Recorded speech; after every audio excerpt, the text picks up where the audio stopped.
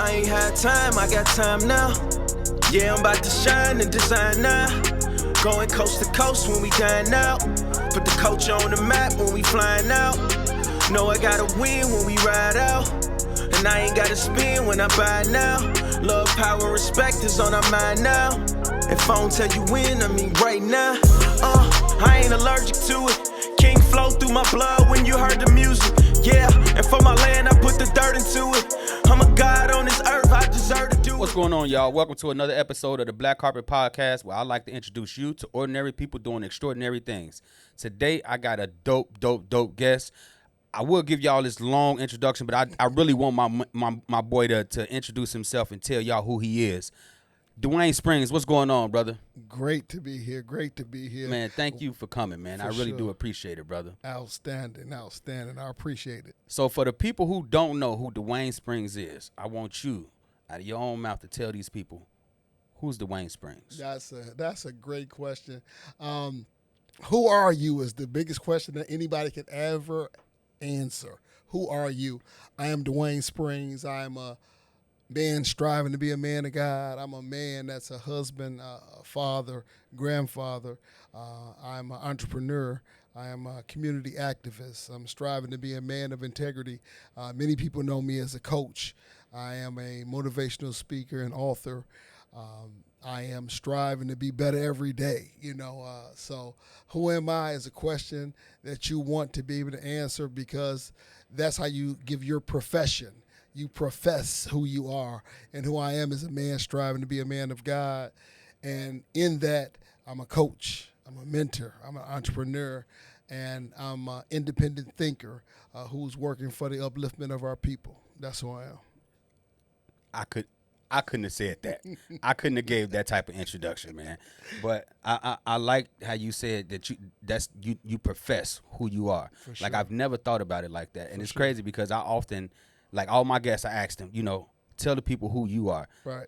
I don't think I've ever answered that for myself, which is dope. Man, and so sure, now you got me thinking, like, okay, when I ever get this answer, get this question, now I gotta have an answer like that. Oh man, that's what's up. But I think you got that answer for you. I think you know who you are. Yeah, for sure. And I think your I am. What is your I am? Yeah. Is the most important question. And we're always trying to answer who I am. And when you don't know who that is, that's when you get caught up in mess. When you're not really clear on what your I am is, then you can get pulled into what the music says or what the video says or what the community says.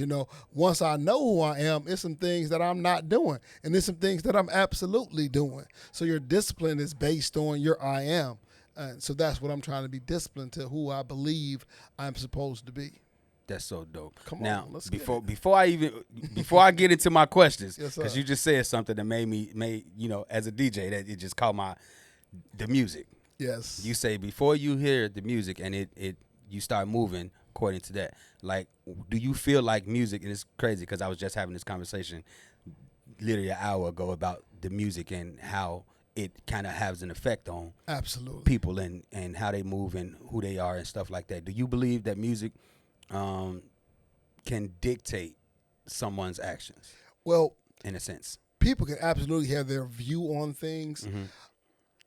But to say that music doesn't have an influence, then you don't understand what music is. You don't understand the vibration, the beats, and what the beats alone are intended to do and what they do. So then we have words being said over and over again to a rhythmic beat. Then you say those same words and you sing those same words to a cadence. And if you don't understand that is part of directing your line of thought, then you're being naive. Mm-hmm. You're being naive. Does the music make me go out and commit a crime? Not right away, but it's kind of like when a man is wooing a woman. How you doing? Want something to eat? Want something to drink? How you're so beautiful. You're so beautiful. I'm luring you with this. I'm pulling you in with this. And if I was just listening to in the gym, and I don't try to train my athletes that I train. I'm an independent trainer as well for sports. I don't want them to train the murder music. Right. And many of them like, oh, coach, I need that Chief Keef. I need that killer. No, you don't. You've got used to filth. And people can get so used to filth that you try to get them something clean and they reject it. Yeah. You know? Yep. But the filth didn't make you good. You were good despite the filth. Right. You know what I'm saying? So like right now, I'm in a conflict with, am I able to consistently listen to Jay-Z and be an upright black man? And I don't know that I can.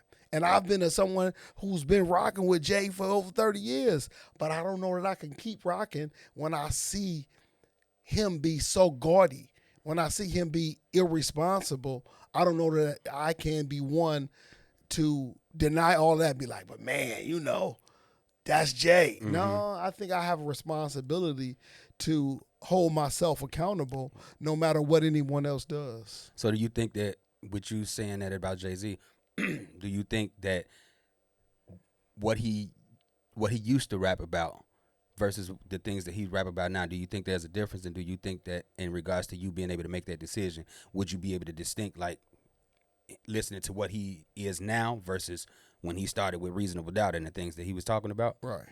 Well, what I'm saying right now, he's a person, and all of us have our flaws. Mm-hmm. Even him being a billionaire, he probably wouldn't listen to my scrutiny, and I'm not looking for him to listen to Right. it. But as far as me, I don't appreciate all the braggadocious behavior from 50-plus-year-old men. Okay. I think some of that's I see what you're inappropriate once you're at a certain age in life. I don't appreciate black capitalists, black people that believe that being our version of capitalists is beneficial to our community. And I don't think that's beneficial to our community at all, for you to make every dollar over the community. That the community is not more important than you making every dollar. I don't think that's appropriate. I think that leads to our devastation. Always bragging about somebody else's brand and all of that. I don't think that's beneficial. And as a 50-year-old man, I think there has to be some more responsibility taken. Okay. I see where you're going with it. For sure. I had a misunderstanding, but I'm glad you clarified that, because sure, I for definitely sure. misunderstood what you were saying. Yeah, for sure. Okay, now that we got that. Oh, cool. Let's go. But this That is was who I pretty dope. am. But you that was know? pretty dope. For Okay. sure. Thank you. Thank you. So let's back up a little bit. You know, you kind of spoke about the man that you are now. I'm sure, you know, there's a lot that went into, you know, making you who you are now.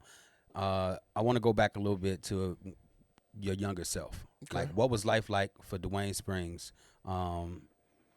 back in the 80s and in Waukegan, Illinois? Well, you know, we grew up here. You know, we moved to Waukegan from Chicago. We moved up here Okay. when I was 10, 11 years old, from the south side of Chicago, and we thought it was the furthest place to ever go. You know, we was moving to Yeah. Waukegan, Where like is to the that? north side of Chicago, and I'm like, no, not the north side. We're moving to Waukegan. We had never heard of Waukegan, so when my parents decided that we were making this move out here, it was unheard of. My family's all from the south side, you know, from different parts of the south side, Hyde Park or near King Avenue and all that. But we weren't from there. So when we moved to Waukegan, it was different. It was far more white people than we have ever seen. Of You know what I'm course, saying? of course. So, and then we didn't live on the west side. We didn't live on the south side. We lived kind of in the middle. And where we lived was, when we moved there, they said we were ruining the neighborhood. We moved to Walnut. We moved on Walnut Street in Waukegan. And anybody knows But Walnut. now. Yeah. And really what I would have to say is, That's ironic. man, them white people was right. Because we ruined the neighborhood. Because after we moved, now all of them Walnut left. is Now crazy. Walnut is terrible. Walnut and we is were crazy. the first black family there. And we didn't want anything bad. But Right. we also know history. And how history goes is, white people move when black people move in. You know what I'm saying? So we had to understand that happened. And some of my white colleagues think we grew up the same in Waukegan, and Right. we did not. Right. You know, Right. we both were here, but we had totally different experiences in Waukegan. Right. You know, like my experience with the police wasn't your experience with the police. Of You know what I'm course saying? So Not definitely nowhere. totally different. But I played sports here early. We were always on the field, always practicing, always doing our thing, even with the obstacles that we had. My brother and I were always sports since we were, you know, little kids, Shut up, Mike. committed to sports. Anybody who knows me knows we would have been at Glen Flora School, practicing basketball, football, baseball, holding our own independent camps as pre-teenagers. You know what I'm saying? So I've been coaching and training literally 40 some odd years, you know, so this is just who we are and what we do. This is it. So what made y'all decide? Because you say y'all was holding y'all own camps. Like what was instilled in you to say we wanted you and your brother to say we want to do this at such a young age? Because kids at that age, they ain't trying to hold no camps for other kids to come out and play. They trying to go out and hang out and be riding the bikes and stuff like that. So what kind of made y'all like, we gonna do this? We always wanted to be good in sports. I mean, since I was 6, 7 years old, it's just been a commitment to sports, to being good, And my brother's 2 years older than me. Whatever he learned, I had to learn. So then we made friends in the neighborhood, and they weren't good. Okay, it's time for you to get good. Okay. So the camps was just like, hey, you don't know how to do this. Okay, meet us here at this time, and we're going to help you get better. So that's all it was initially was, hey, you my friend. I don't want you to be terrible. Right. You don't know how to play. You to suck. You suck. You're so bad. We got to help you get better. So that's what initially the camps were. And then the same things later on with our children. When my sons got better, their friends, come on, you over here? Come get better. You don't have a choice. Take out the garbage, but now we go into practice, So that's how the coaching and training initially started, was just do for other people what you want to have done for yourself. You know what I'm saying? And that's the best religion, really, is doing to others as you would have do unto you. So that's what we always have done is, I want other people to be good. I want to be good too. You know what I'm saying? I want to applaud other people, but I want to be applauded too. Right. And I think sometimes we're just too shallow to be able to do that as a people. And I think if we could do that more, then we're more beneficial as a whole world. For sure. So you say y'all went to, you and your brother, you from Waukegan, so I'm sure you're a Bulldog, correct? Oh, absolutely. You play sports, you played for them. Absolutely. What sports did you play for when you were at Waukegan? When I was in Waukegan and coming up, I graduated in 1989. I'm 55 years old. I'm a vet. Okay. So I played football, basketball, and baseball. 3-sport athlete. For sure. Okay. Yeah, for all sure. Right. We was 3 sports back in the day. And with all of that, basketball is fun, but hey, man, I'm about 5'9". You know what I'm saying? So, basketball got its limitations. Right. But I was pretty skilled in basketball as well, but just not fast enough, not tall enough, couldn't jump high enough. Football, I like to hit people. So football was always fun. I'm a middle linebacker. I like to hit people. Oh, yeah. Still wasn't never the fastest, but I was always a tough guy. You know what I'm saying? I'll tackle you. It don't matter who you are, I'll tackle you. And baseball was really my brother and I's best sport. Baseball was the best one. You know what I'm saying? And people was like, black hair, baseball? Yeah, baseball. Baseball was the number one sport for us. I tell my sons this all the time because I was a three-sport athlete as well. I tell my sons this all the time. Baseball is where it's at. Baseball. Like I'm trying to tell y'all. I got most of my sons, they all basketball or football. Basketball or football. Like that's all they want. Right, for and sure. I keep trying to preach to them. Yeah. Baseball is where, because that was my number one sport. I got you. My favorite sport still to the day. For sure. And they will not pick up a bat. And I'm like, and baseball happens to be the sport that you don't pick up late. If you don't pick up baseball early and put the time into it, it's not the sport you could just say, I'll try this out. Right. No, this ain't to try this out. Because you're going to not be able to see that curveball. That fastball is coming. And you might be able to play some softball. But now baseball is different. You know what I'm saying? So, and then they kind of, I remember in the late 80s and 90s being pushed out of baseball, that the local people didn't really want you to play like that. Like they wanted me to be a certain kind of black guy. Right. They want you to be the black guy on the team that you still a base. Right. You could play center field, but I was a catcher. They didn't want you to be the catcher. The catcher's the leader. The catcher's the coach on the field. Yeah. You didn't want the black guy, the dark-skinned black guy that I happen to be, this black-ass dude, to be the leader for these other little white boys out here. So it's some people over here that was still my coaches then that couldn't stand me but love my brother. My brother's the light-skinned guy. He's fast. He got the curly hair. Dwayne's got an attitude. So you ask me about growing up, he's so nonchalant. What do you mean he's nonchalant? White coach, he's nonchalant. Well, really, he's trying not to cuss your ass out. Right. So you saying he nonchalant, and what he's doing is in his mind saying this some bullshit. Right. He really saving you. I'm saving you from this one. And a couple times through the years, I got to be a teenager. You had to light some of them up. Sure. You had to make sure they knew that. Hey man, I ain't no punk, man. Right. I ain't no punk, and my mama don't care if I cuss you out if you do me wrong. Right. And that was some of it with growing up in Waukegan, is that some of my coaches couldn't stand the blackness. Like you had to deny the blackness in order to be accepted into their realm. Right. And that never was me. And some of that is for the benefit of my melanin. My melanin kept me away from being, you talking about growing up. I wasn't a guy that dated white girls growing up. You know what I'm saying? My friends, my brother, all of them was into that. What I remember as a 15-year-old or 14-year-old signing a white girl, I remember her signing her yearbook and be like, man, you really nice. And if I dated white girls, you could be one.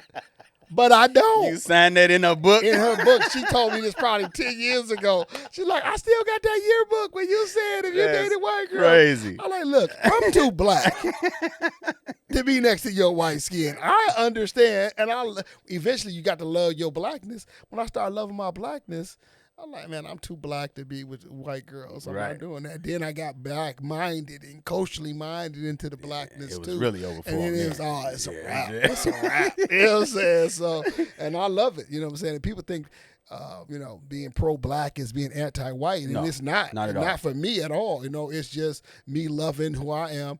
And it was a time where it was super hard to be a dark-skinned black male in this society through the 80s and the DeBarge, when DeBarge was out. Light-skinned guys with the good hair. It was over for all dark-skinned dudes. Lord. We needed Michael Jordan and Wesley Snipes. We needed them black-ass dudes to come on, because it was tough for brothers for a minute, but, everything's good, and it's bigger than that, but that was the growing up phase. So I got it. Even with that, I know you had spoke about speaking to some of your white counterparts and kind of letting them know like we didn't have the same experience. For sure. But then you just mentioned how even with your brother, they had, you know what I'm saying, it was kind of like, oh, we like him, but we don't like him. Right. Like, have you ever felt like that? But like back, probably not now, but then, like, did you ever feel like y'all, even with y'all growing up in the same house, y'all had different experiences? Oh, for sure, Waukegan. Oh, absolutely. He knows it, and he would fight for me on it too. You know what I'm saying? And and he wouldn't want you to say he light skinned. Never. I'm light skinned. Wait, yeah, Mike ain't. You light skinned. I saw you over there with the Mexicans. You look more like the Mexicans. You don't want to hear that.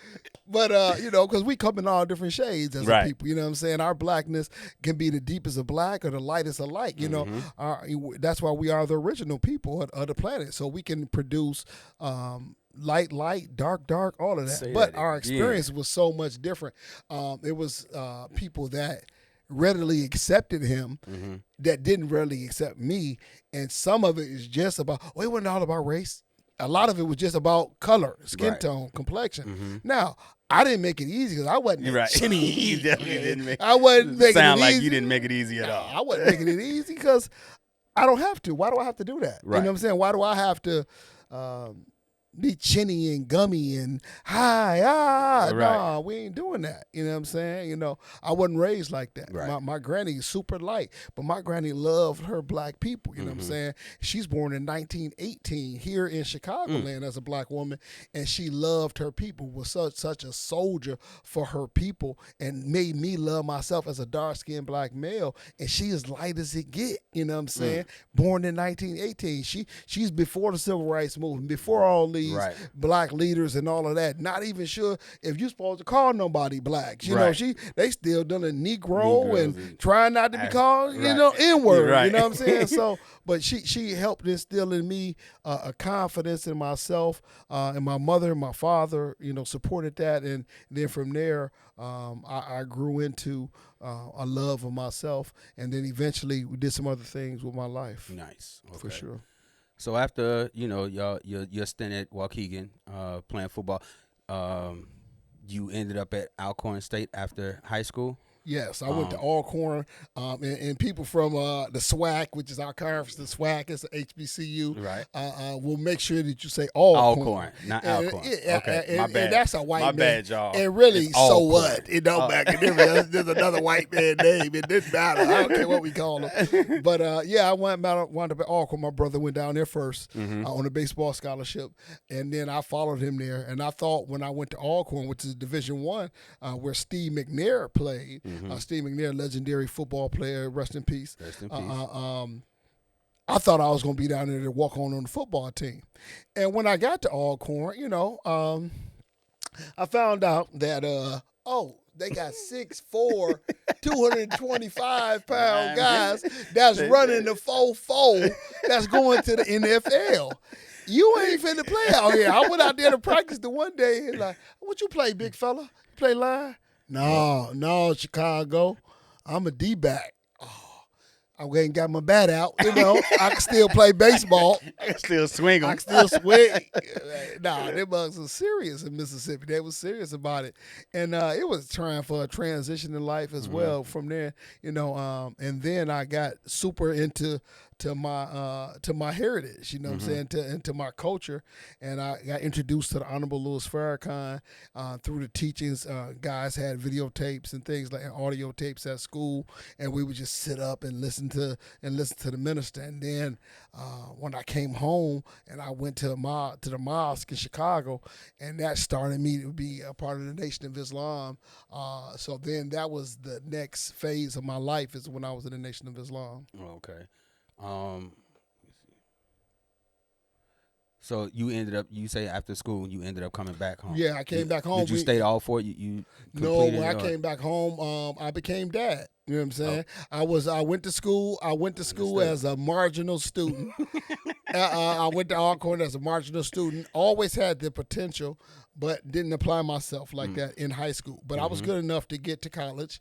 When I got to college, I became a superior student. I'm on the dean's list. I'm getting all these academic awards. I'm on the way going towards law school. I'm crushing it. I'm crushing it. They're giving me different scholarships based on my academic achievements. And then, I became dad. And that became the primary responsibility is when you become dad. And so many times people think that being a dad is secondary to you pursuing your degree or anything like that. No, being a dad is first because my child didn't ask to be here. Right. And my child that I gave all of that up for, I had the responsibility of her early, and I took that responsibility, and I didn't let anyone step in. No, my mother wasn't going to raise my child. Yeah. My people weren't going to raise my child, and that was a great experience for me. And now that my child passed away 3 years ago, I'm happy that I did everything I did throughout her life when she was here. Yeah. Because you're supposed to do that. No, my I wholeheartedly obligation agree. is absolutely to that. So, so when I left Alcorn, I should have left Alcorn, and people didn't think so, but I did. It was time to go because I needed to take care of my child. I came back to school, came back home, and did finish school and all of that, but never like Alcorn. Oh, you never liked it? No, nothing was ever like Alcorn. Oh, okay. Nothing was ever like. When I stopped going to college, that was a big blow. When I stopped going to Alcorn for college, you can come back home and go to some community colleges and local colleges, but it's not like being at Alcorn. So what was that experience like being at Alcorn? Oh, that was a beautiful experience to go being around a place that's predominantly black. Yeah.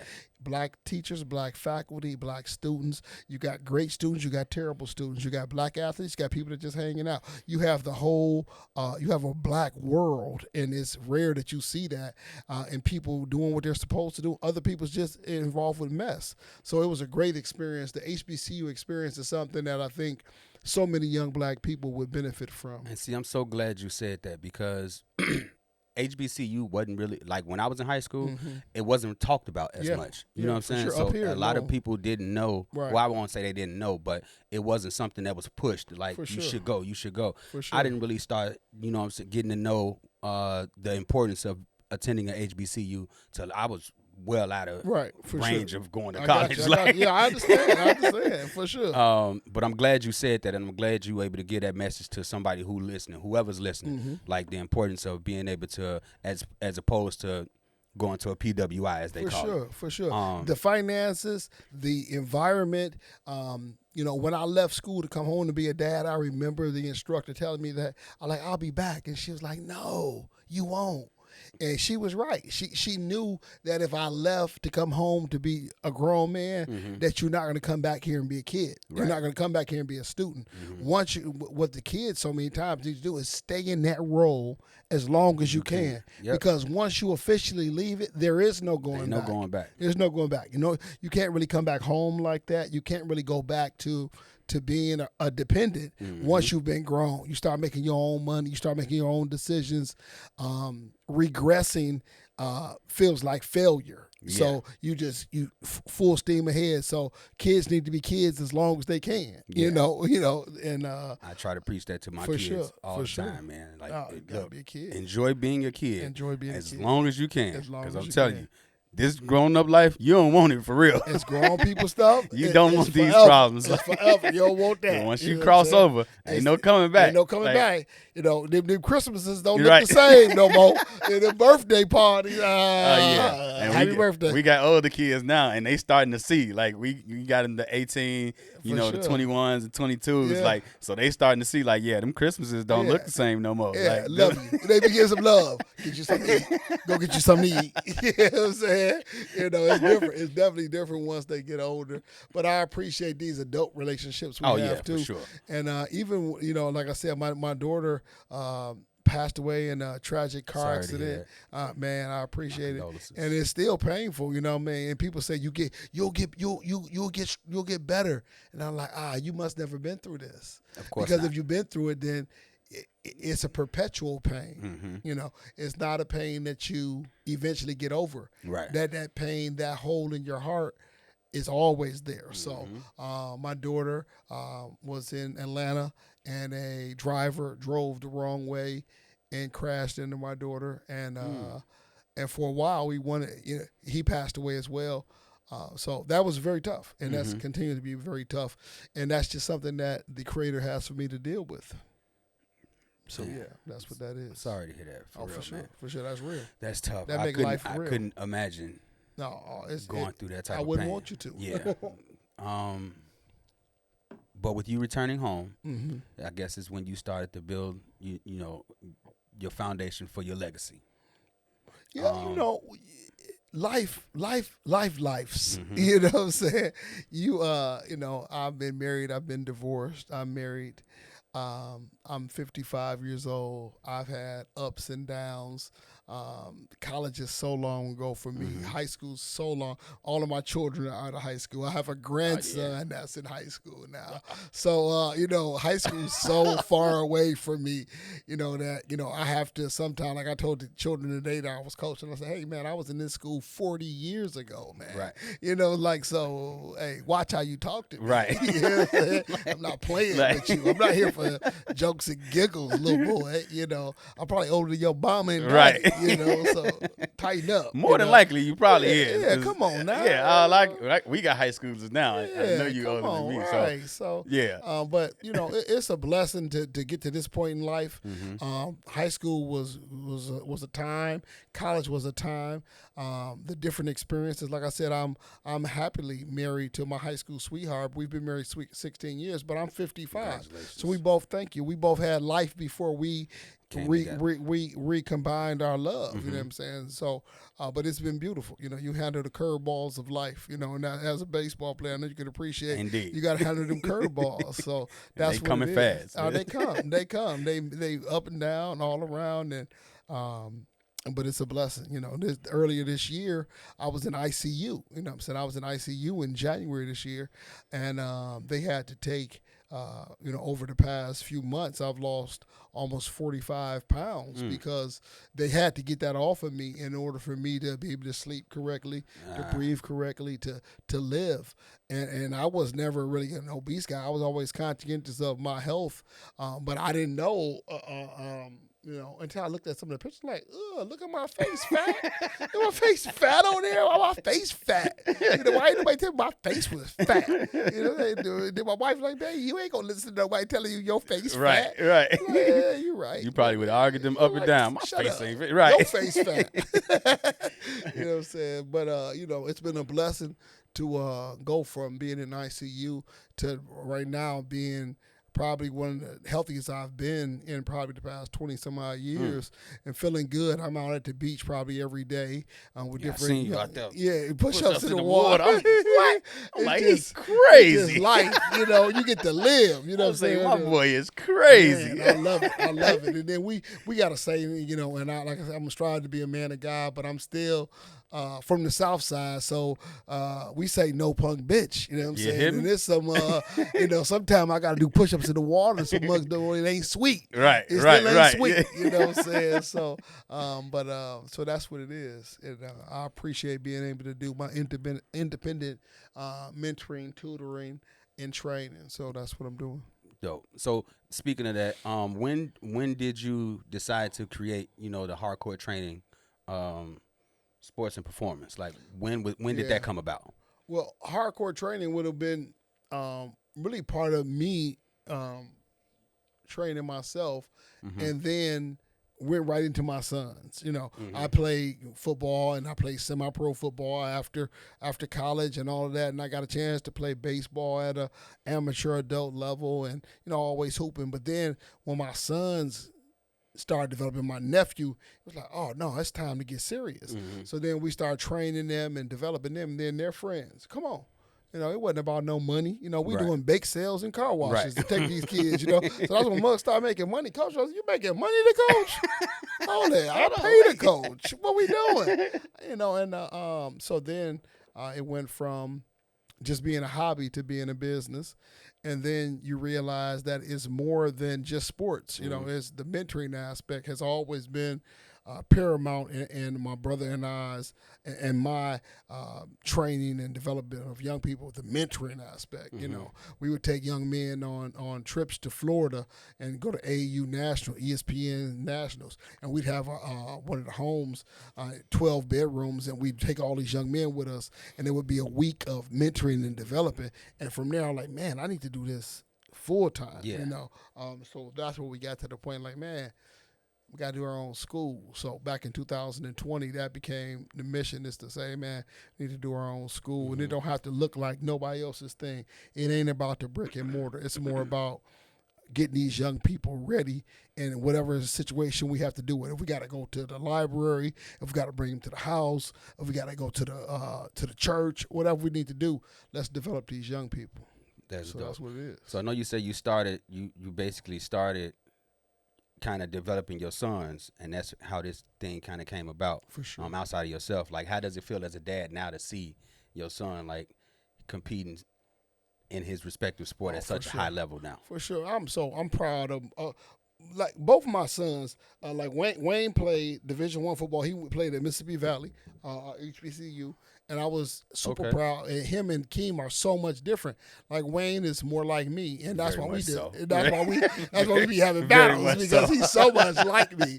But Keem had the blessing of being 6'4", you know what I'm saying? Keem had the blessing of having an arm that could throw 50 yards at 14 years old. Keem had those blessings, and then he had always had a work ethic that was different than other people. Like when my nephew Mike and Wayne and Keem would all be together, Keem was the one that would be like, no, I'm playing over here by myself. I'm going to play again, take my little puzzle over here.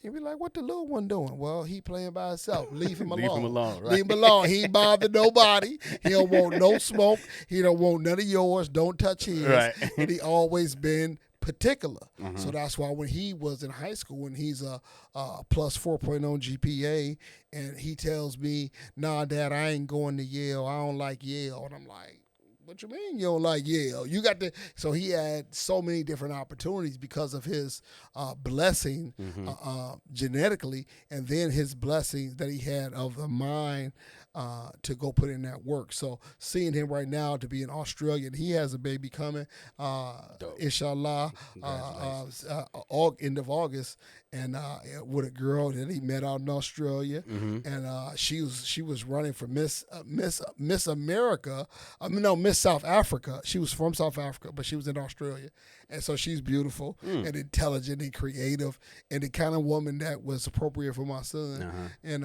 so I'm happy for them and for their life they're building. And people always say, "When Keem come home?" I'm like, "Keem home." Right. I was gonna say. I live here.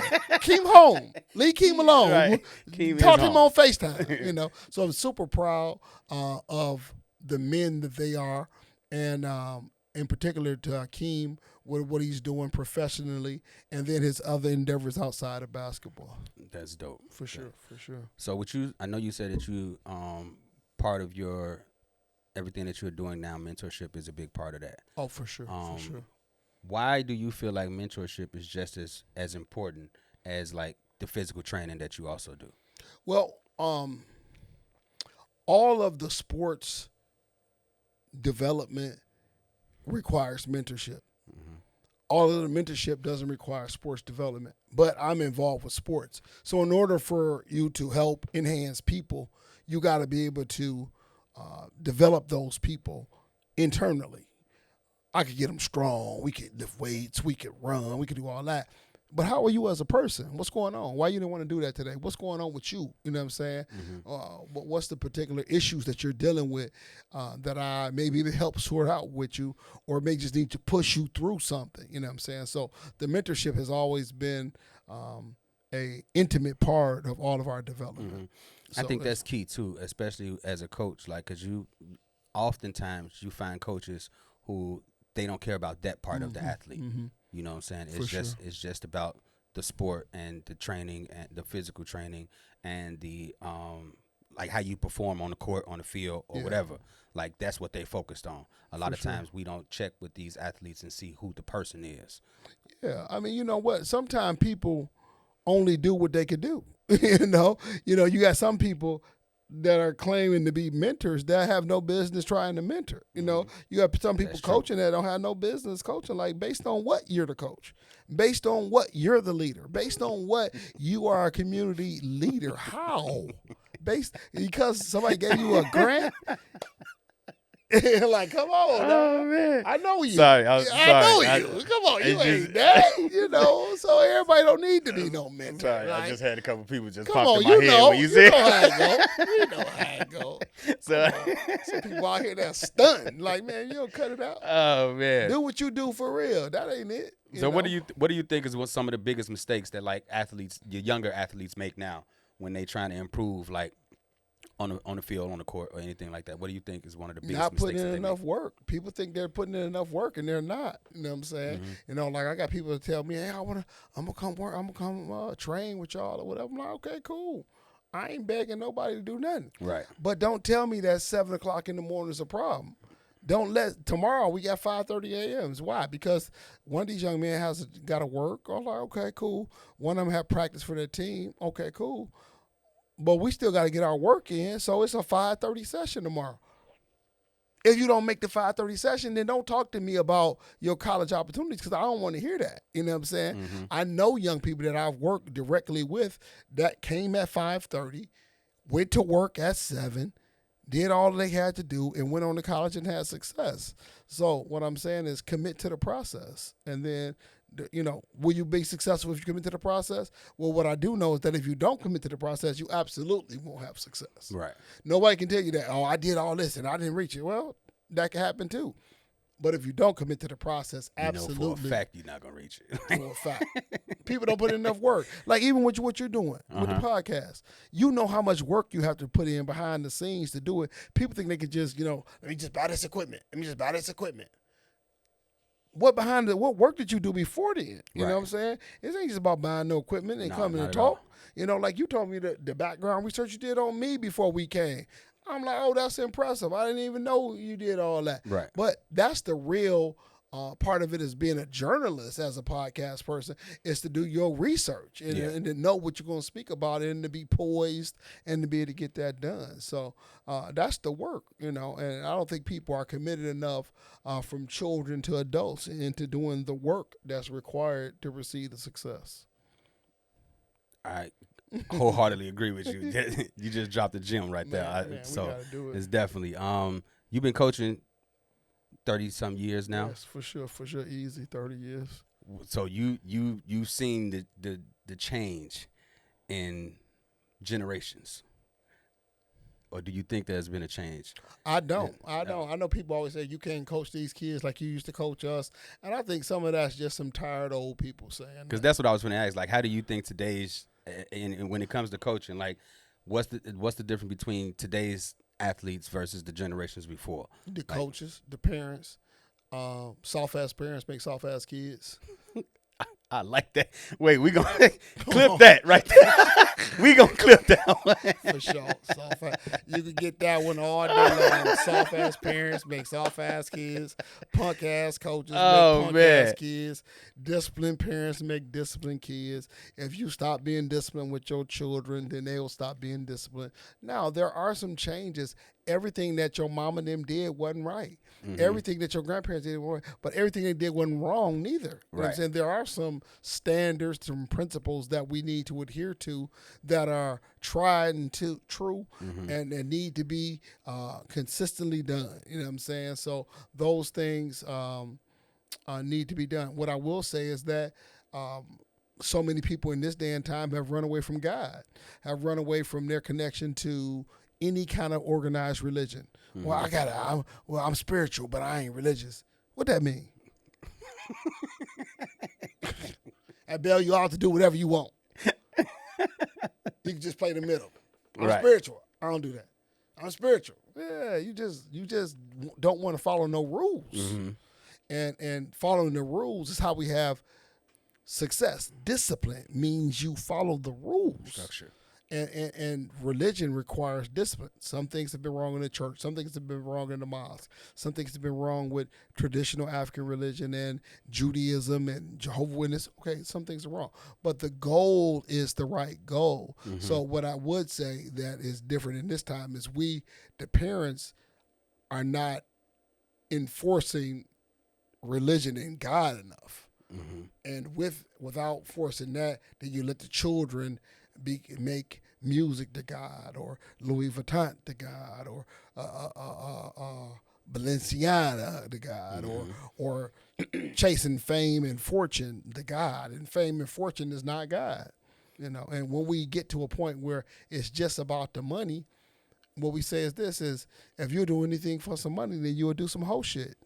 Definitely will. You know what I'm saying? We know that. You know, you will sell your soul for it, you know, and it's got to be bigger than money. Yo. We need the resource of money, you know, for sure. My boy is dropping some gems right now. Like, love, appreciate you. So what you saying, because you've been coaching for 35 years or 30 plus years or whatever. Yeah, for sure. Your response was that it's the parents.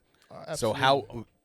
how is it different now dealing with the parents of your athletes now versus before, considering some of them probably athletes that you trained before and now they the parents of the kids that you training now? Well, I don't know how it was when I was a kid, because I was a kid. Mm-hmm. Some of the parents, I am who I am. So if you want this, then it is what it is.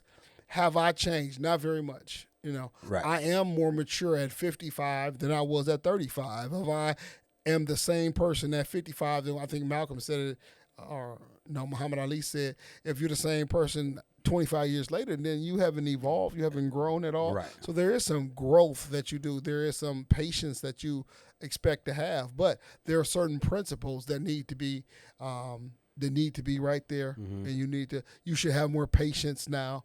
But I don't think that the children are that much different. I think that the parents and the expectation has become weaker. You know, we went through a phase where all the kids get a trophy. That wasn't the children. That's bad organization. That was so soft. That's terrible. That wasn't the children's fault though. Right. They didn't do that. Right. The organization, this is what it was. It was some person, well, I didn't get a trophy when I was growing up. Right. You didn't deserve one. You wasn't good enough. Right. You didn't win. You didn't win. So you don't make it worse for them. No, them babies need structure. Today, I'm just leaving practice, and I had to get on some of these kids. People say, you can't talk to them like that. Yes, you can. Right. And they want you to. Believe with it or not. love. With love. Yes. And it has to be controlled. Like, you can't call him any name in the book. No, that ain't going to work. Right. You know? But there's some love that has to be given and some discipline and control. So I don't blame the children. I blame the adults, and I blame the expectation. And whatever we say is wrong with the children, I think it's the adults' fault. I agree. Yes, sir. My brother. That's an interesting take on that, brother. My brother, let's get it. like so many people got mad at these teen takeovers. How you feel? What you feel about that? Like the teen takeovers are beautiful. Let me roll on this one. In the black community, for the past 30 years or more, what have they said we needed in the black community? Something to do, something for the kids to do. It's Jobs. one thing that they said that we need. They have been saying what we need in the black community is unity. Okay. Unity in the black community. True. We need unity. We need unity. We need unity. The teen takeovers are showing you unity. If you can get thousands of young people to show up at a location without telling nobody else and come there just to party, what if you had an intelligent adult to say, let me get them to do something positive? If you could do the same thing with, and I ain't just I don't think voting changed everything, but if you are a politician and you see that what they could do with the teen takeover, you don't think you could use that for your vote? Yeah. You don't understand the power in that unity? The power, they went out there, they was dancing on cars. You mad that it was 1,000-some kids out there and they danced on a car? So what? Get over it. I think it's the actions behind the team, what they're doing at the teen takeover that a lot of people is having an issue with. What are they doing? Because oftentimes they're taking over the street, so people can't get back and forth to work. Very, very loud in the street for people at nighttime who's trying to go to sleep and go to work and stuff like that. Man, come on. Now, me personally, I'm not saying me. I'm just saying I'm speaking from what people who have what the they problem, complaining about, what right? they're complaining about. Right. Those are some of the things that they're complaining about. But I agree with you. I never looked at it the way you just presented it. Okay. It's definitely an interesting take and definitely an interesting perspective. But yeah, those are some of the things that when you was growing up. But we wasn't doing it at that level. When you was growing up, tell me this. When we said the kids was being bad, what was they doing? Nothing. No, they was doing way worse. Okay, I'm Go gonna give you this. When we was growing up, when crack hit, oh yeah, well that's a different era, man. they was shooting people. People was getting shot.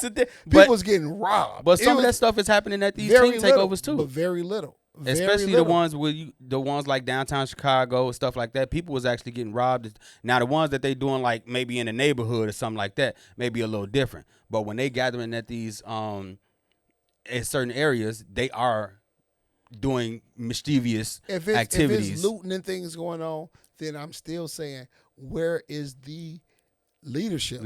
Where's the leadership? If they could get these children to come, why can't we intervene in some of that? Why can't we know what's going on and be a part of, and let's direct them this way. Let's be the Pied Piper. The Pied Piper could either go to negative or go to good. So why can't we intervene in that and let it go to good? So you saying in a sense like, okay, leadership get involved. Okay, if y'all going to do the teen takeover, let's do it at the beach. Let's do it right We here. do a whole thing. And then you don't even have, at the beach. You could make it where the kids, you got, come on. You or make gotta, it like they. like they created it themselves. Right. Come on, we got to be smarter than the babies. Right. That's why people just say, like I'm 55. I would never, like I never dated the moms of the kids that I coach. I don't think that's, you have any integrity to that. Right. I also didn't think that them little girls was cute when I'm around the school. These is babies. Right. You know? They don't even know how to wash properly. Are you kidding me? No. But the thing behind it is this. That's why there has to be a statutory rape. Because at 55, mentally, I can convince you to do something. Right. Little girls, little boys, I can convince you. Now, not from a perverted standpoint, but from a thinker standpoint, can't we convince them to do something right? Yeah. If we can't convince them to do something right, why are you still here? Because we can't be here for nothing but for leadership. Right. And if we ain't leading, what is your purpose? So I'm saying that too is on all these black so-called leaders. If you a leader, then lead. Go ahead, jump in, be a part of it. Be a part of it. Oh, well, I didn't find out to this day. Then you should have knew sooner. Somebody should have been on the technology. Don't we know the technology? Yeah. Let's manipulate. I mean, because I didn't find out about a couple of them that was supposed to happen around here before they happened. I'm gonna tell you this. I got teenage kids, so I found out quick. When my sons were teenagers, they didn't like this. It didn't matter. I used to get their parties canceled. For sure. I used to get their parties canceled. Oh, what you call them having a party? I can't keep telling them they can't go. Don't worry about it. I can't keep telling them they can't go. Right. Okay, cool.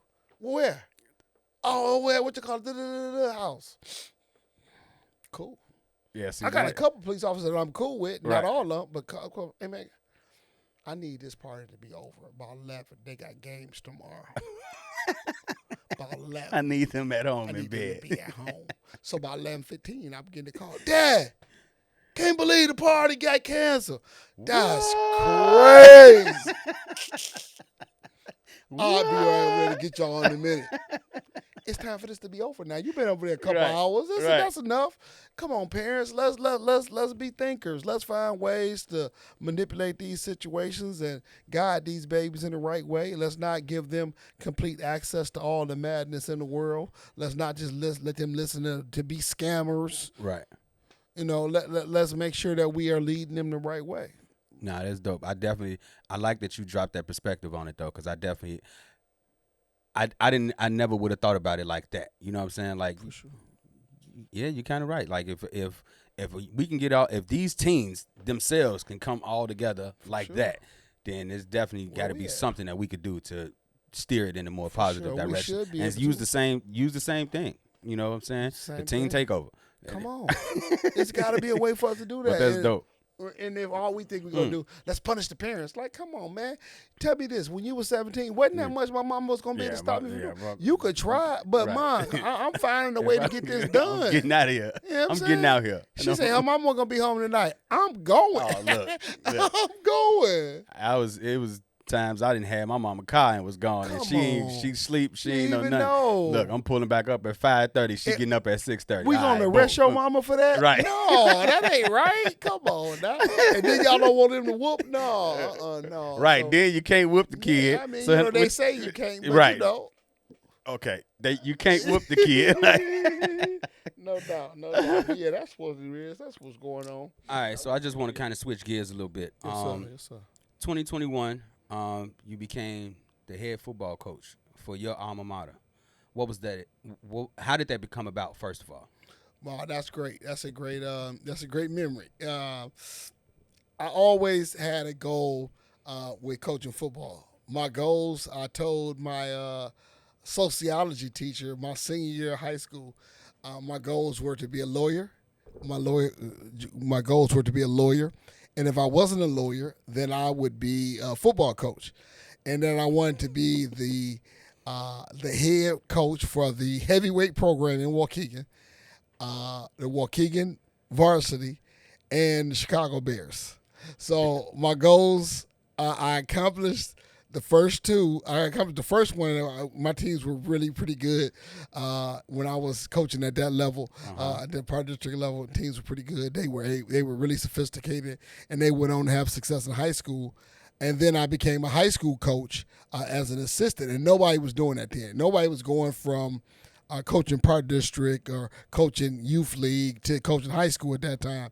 And when I made that move and I came over, that was huge. So then I'm pursuing, I could be the head coach. I need to be the head coach one day. So I was a good assistant and was a faithful assistant and did that for a number of years.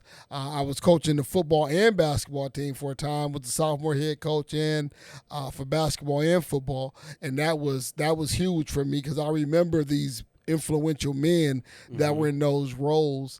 So then I had coached in North Chicago, I coached at Zion, I coached it back at Waukegan, and then I was given an opportunity to take over as the head of our program, and I knew I got the job opportunity late, but sometimes you got to just take the chance. And then I got that opportunity, and it was huge. It was huge. I knew it was an uphill battle, you know, but I took the challenge, and I was rewarded with being able to become the head coach. So what was that experience like like finally achieving that goal? Like what was the experience like for you personally? Well, it was definitely fulfilling. You know, I got to bring my son on as my offensive coordinator. That was big. It was big for me to bring some athletes with me to the school that had been training with me for some years. It was big for me to finally be in the role of making the final decision and not just making suggestions. It was big for some people to see me in the light that I thought that I was always in. I was pretty confident in myself, and you know, it was just people acted a little bit differently towards me, and I was like, oh, that's real phony. You know what I'm saying? Right. You know, I thought we was already good, but now you're like, oh, you're the head coach? And I'm like, no, it ain't even no real money. Right. You know what I'm saying? What we talking about? You know what I'm saying? Yeah, I'm the real. I've been the assistant coach forever. So, yeah. But you know, in small, well, I don't want to say small towns, but Yeah, you for know, sure. suburb towns like this, Yeah. like being the head coach of the football team, that's Yeah, for sure. But you're we the were guy now. Yeah, that's what they're saying, and sometimes they acted like that way. And then some of the pressures that come with being from this town and Right. being in that role were huge, you know, and it's a lot of pressure that came with it. So there were definitely some good things and a ton of bad things that we had to endure through that period. So yeah, because that season, your season, it was a pretty rough year. Oh, for the for team, sure, you know, for sure. to say the least, it was Oh, a pretty no rough doubt, year. no doubt. Like even in that though, like what did you do, or how was you able to keep the boys motivated? To, you know what I'm saying, to play for you, play for the team, and most importantly, play for themselves. Even dealing with that adversity that you guys went through that season. That thing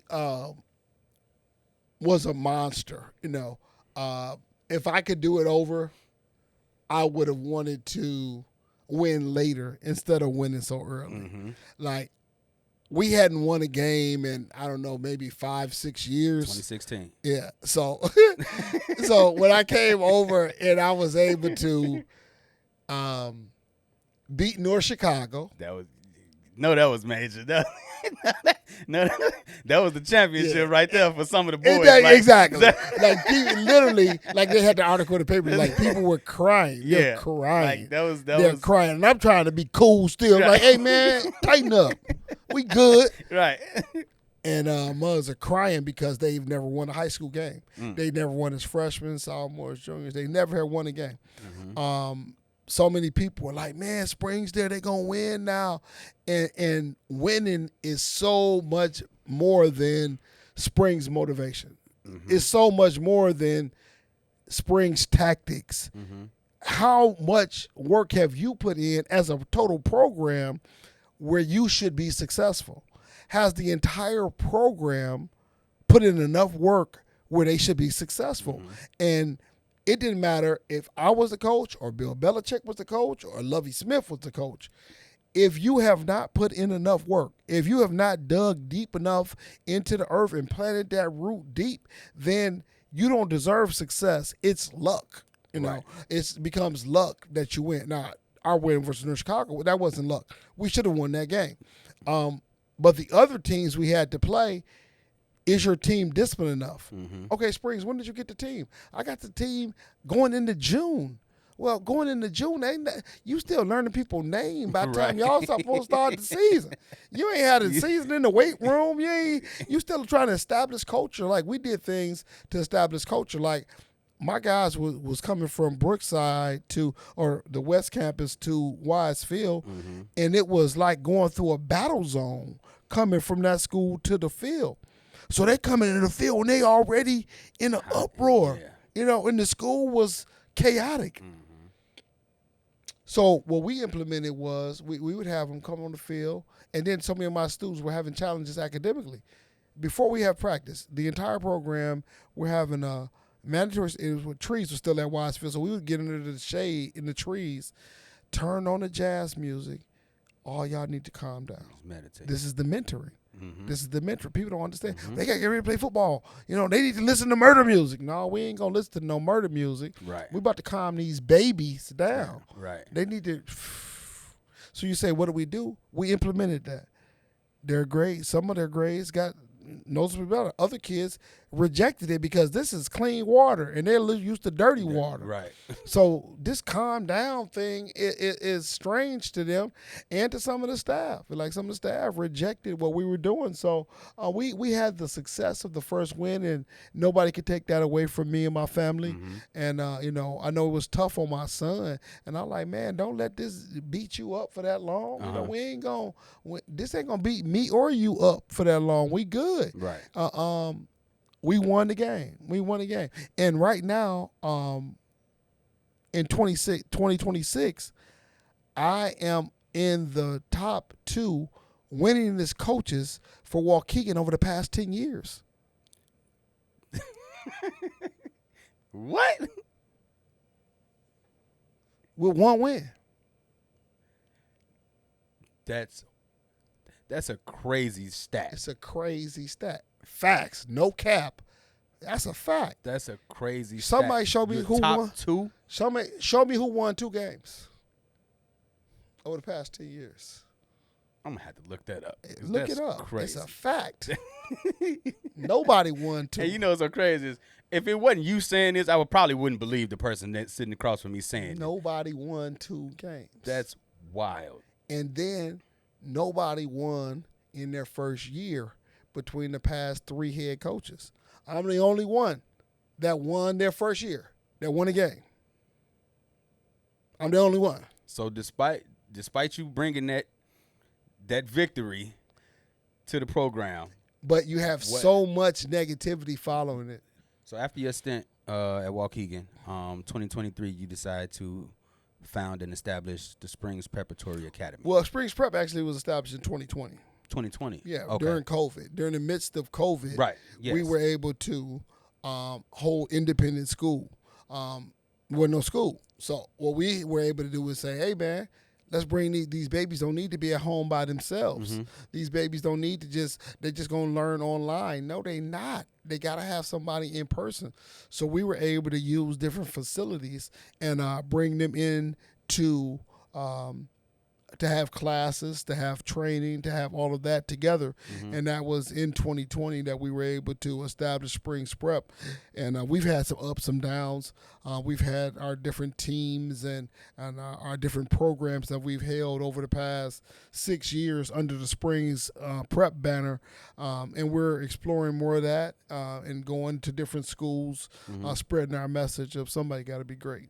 So explain to some of the people, like what exactly is the Springs Preparatory Academy for those who don't know? Springs Preparatory Academy is an independent academic mentoring and sports program with the goal of having our own independent school. But our school is never intended to be just a brick and mortar building that people come to and they leave at the end of the day. Our thing is to be a part of the community, and we're able to do that even without having a brick and mortar location where we are giving master classes during the Black History Month, master classes during Juneteenth. We're giving manhood master classes, and we believe that the community should be fed the knowledge that you have, and that shouldn't be something that you just keep within the school. That the school should be a part of the community, and the community should be part of the school. We also have our own independent teams. We have post-grad teams for some of the young men that need that year between high school and college. We have postgraduate teams that are able to fulfill that particular niche, and we have our training that we do on a regular basis with young athletes as young as 7 years old up to 20-year-olds that are part of our sports development training. So what are some of the core values that you want like every student to leave with when they step out from Springs Prep? We believe in the SIR principles. The SIR principles are sacrifice, integrity, and responsibility. Sacrifice, giving of yourself. Not it shouldn't all just be about you. It got to be about the collective whole. Integrity, doing the right thing when nobody's watching. That's the biggest thing is can you do right before, because you know you're supposed to do right. And responsibility, what are you supposed to do? What are you supposed to do? What do you hold? What holds you disciplined? What is the things you have to get done? Those things, if you have those principles, I think we're better as a people. Indeed. So why was it so important for you to establish this here in Waukegan? Well, I mean, because I'm sure you probably could have, with the background that you have, you probably could have went anywhere to do this. What made you decide that you wanted to stay home? And I'm at home. I'm at home. Springs Prep will be with me. And it's my son, Akeem. He's in Australia now. He's a vital part of Springs Prep and spreading it. When he was in Africa, he spread Springs Prep there. When he's in Mongolia, he spread Springs Prep there. When he's in Australia now, he's spreading Springs Prep there. When he was in Mexico, he Springs Prep there. And his brand, Work, Ain't Nothing But Some Work. So Springs Prep with Ain't Nothing But Some Work has been on these different parts of the world. So we want to spread that message of sacrifice, integrity, responsibility, and of real traditional manhood. You know what I'm saying? We believe that men have to be men in this world that want us to be soft. You know what I'm saying? So we believe that in traditional manhood that men need to be responsible, they need to sacrifice, and they need to have integrity. And that's the key parts of our development, of our mentoring, of our training is true manhood and men standing up for who we're supposed to be. So I guess that would, being able to see that come to fruition would be your definition of success for the academy. Am I fair to say? Or whatever the creator has for you, you know what I'm saying? I think that I can put a cap on what I'm supposed to do, and the creator can want me to do more, so I think that's part of what I'm supposed to do. I think that's part of it. I think there's some other opportunities for me to do some motivational speaking around the nation and possibly the world. I think there's some opportunities for me to expand my career as an author. So the school is absolutely part of who I am and what I do, but I'm also going to different schools and speaking at these different schools and mentoring. Thursday, I have the opportunity to be the keynote speaker for the Waukegan Township's Youth Summit, and those type of opportunities are vital that I get to go and speak to the young people and encourage them and motivate them, and I pray that I help put them on the right path. Dope. So when you have students, let's say 20 years from now, come through Springs Prep, what do you hope they'll say about the experience that they had? I think they should say somebody got to be great. Ain't nothing but some work. You know what I'm saying? I think they got to say somebody got to be great. Ain't nothing but some work. Let's go. And then the young men at a certain point will know that they can be no punk B. You know what I'm saying? So that's part of us, is that we're no punk B to these young men. We're not soft. We're not weak. We're not crying when we shouldn't cry. We cry when it's appropriate, So we go get it done, and you're responsible, and you're upstanding young men. So that's the goal. So with your moniker, somebody got to be great. How would you define greatness?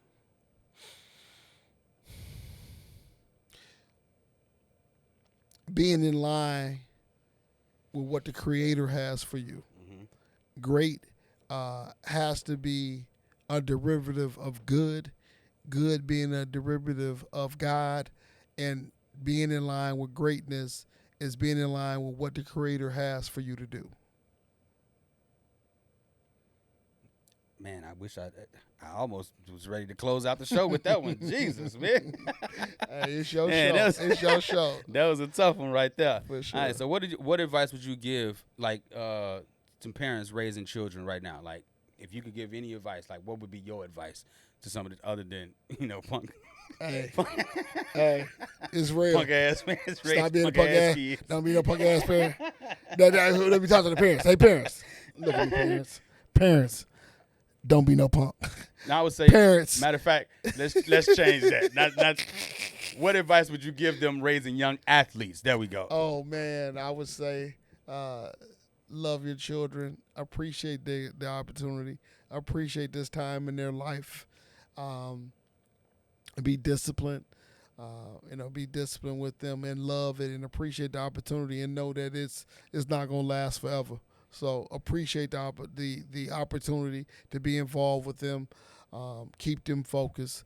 If they're committed, make them act like, make them do it. If they say they are going to do it, make them do it. I had a young lady that was brought to me last month, and she came to me. She said she wanted to get ready for the Junior Olympics. And I said, what's your goal? She said, my goal is to beat my PR. And she was so focused, and she kept working. Somebody got to be great, and you hear her screaming. And then her people called me Saturday, and she beat her PR, and she's on her way to the Junior Olympics. And I wasn't going to train and coach little kids, but these little kids kept coming. So I'm like, you never know what the Creator got for you. So, I appreciate her grandma bringing her to me. I appreciate her mom and her dad and stepdad and all that bringing her to me and trusting me with her. And I appreciate the young lady putting in the work. You know what I'm saying? And she was running in the sand, running the beach, running against people that was older than her. And then when she got to run to make it to the Junior Olympics, she was able to have success. So that's good. Those are great feelings. That's dope. For sure. That's dope. Yeah. All right, so we're going to get ready to close this show out, man. Like I said, I definitely appreciate you for stopping through. Yes, sir. But I do have one thing. Like, I want to know, when you look back on your journey, like your entire journey, what has it taught you about faith, perseverance, and the responsibility that we have, like, for the next generation? It's a great question. The word integrity always comes back to me, to be the people that do the right thing when no one's watching, to not know many times as fathers, as men, we don't get the flowers. People always talk about, I got to give them their flowers. And I don't know that you need to give me the flowers. I don't know that we always are going to get the pats on the back that we think we deserve, but we need to do it anyway. We need to do the right thing anyway.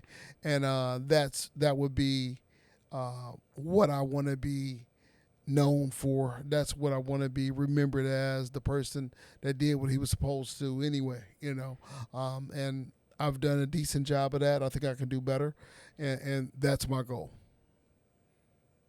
With that being said, I want to say thank you, my brother, again. For stopping through. I appreciate you. Great show. I definitely appreciate you, man. Thank you, my brother.